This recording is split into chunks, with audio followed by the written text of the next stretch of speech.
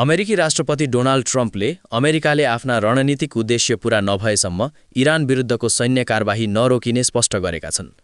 हालै सार्वजनिक गरिएको एक भिडियो सन्देशमार्फत उनले अमेरिकी सेना पूर्ण क्षमताका साथ सक्रिय रहेको र लक्ष्य हासिल नहुँदासम्म अभियान जारी रहने बताएका हुन्।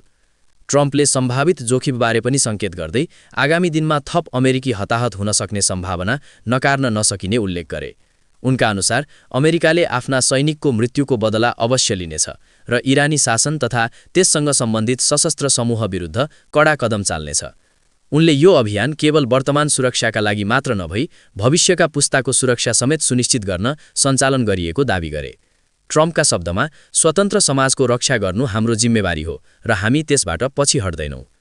राष्ट्रपतिले विशेष गरी इरानका सैन्य संरचनाहरूलाई हतियार त्याग्न चेतावनी दिँदै आत्मसमर्पण नगरे गम्भीर परिणाम भोग्नुपर्ने बताएका छन्।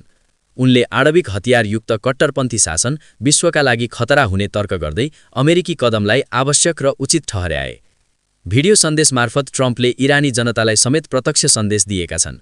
उनले स्वतन्त्रता चाहने नागरिकहरूलाई साहस देखाउन र देशको भविष्यका लागि अघि बढ्न आग्रह गरे।